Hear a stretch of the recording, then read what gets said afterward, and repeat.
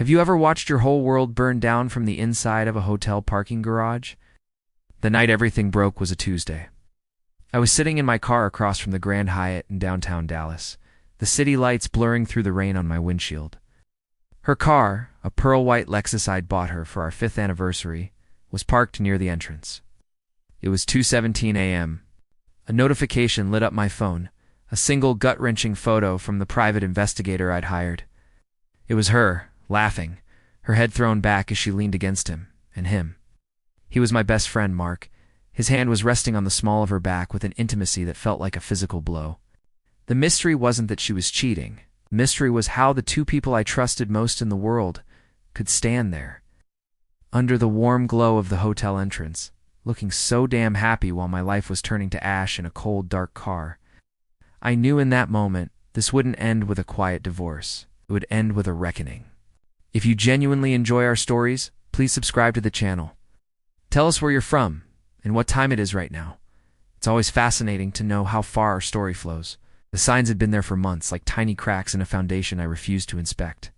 Late nights, she claimed, were work dinners. Sudden obsession with her phone, which was now guarded like a state secret. When I'd ask, her voice would take on a sharp, defensive edge. "Why are you so insecure, David?" she'd ask, her eyes cold, a stranger looking back at me from the face of the woman I'd loved for a decade. She was a master manipulator, turning my concern into a flaw, my questions into an attack. She and Mark grew bolder, their inside jokes in my presence feeling less like humor and more like daggers. They thought they were untouchable, wrapped in a bubble of arrogance and deceit. I felt small, humiliated in my own home. One night I found a receipt for a hotel room at the Four Seasons in Austin. The trip she'd told me was a solo wellness retreat. The charge was for 2 guests.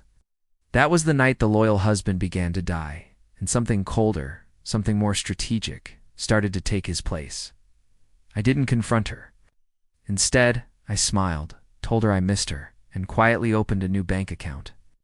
My breakdown came silently, not with a bang, but with the hollow echo of our empty house. She was on another business trip. I was sitting on the floor of our walk-in closet, surrounded by her expensive clothes and the scent of her perfume, and I just shattered. The grief was a physical weight, crushing the air from my lungs. But as the tears dried, a new feeling settled in. Rage. A cold, clear, and patient rage. This wouldn't be a messy, emotional fight. It would be a quiet, systematic dismantling of the life she thought she had. I contacted a divorce attorney, one of the sharks from a top firm in Los Angeles known for his brutal efficiency. I didn't just want a divorce. I wanted to leave her with nothing but the consequences of her choices. I gathered evidence meticulously, every text message I could recover. GPS tracking data from her car, bank statements showing lavish gifts for him, and the PIS detailed reports. Each piece of paper was a nail in her coffin. The trap was set. I chose our 10th anniversary party to spring it. It was a grand affair at a rooftop bar in Chicago overlooking the glittering skyline. All our friends, family, and her influential work colleagues were there. She was radiant, playing the part of the adored wife, while Mark stood nearby, giving me a smug, knowing look. He thought I was the fool. Midway through the party, I took the microphone for a toast. I started by talking about love, trust, and a decade of memories. Then my tone shifted. I spoke of betrayal.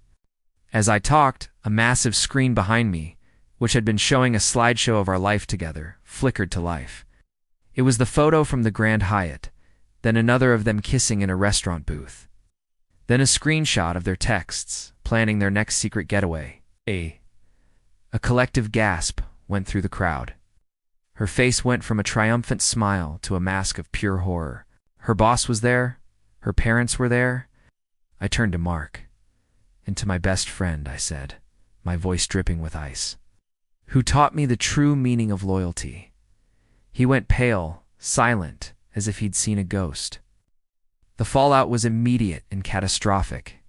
She was fired the next day for violating her company's code of conduct, thanks to an anonymous tip about her using company funds for her affair. Her parents, deeply religious and mortified, refused to speak to her. Socially, she was a pariah.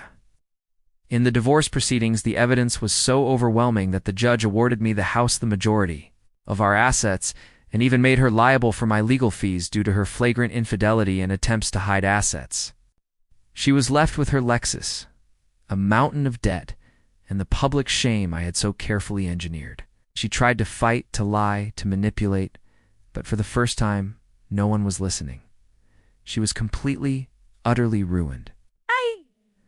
I see her sometimes, a ghost in the city. She works as a waitress at a diner off the highway. The arrogance is gone, replaced by a permanent exhaustion. We never speak. There's nothing left to say. I didn't get my old life back, but I got something else. The quiet satisfaction of justice served cold. The last time I saw her, she was wiping down a sticky table, her reflection staring back from the grimy surface. And for a second, I think she finally saw the person she had become. The end.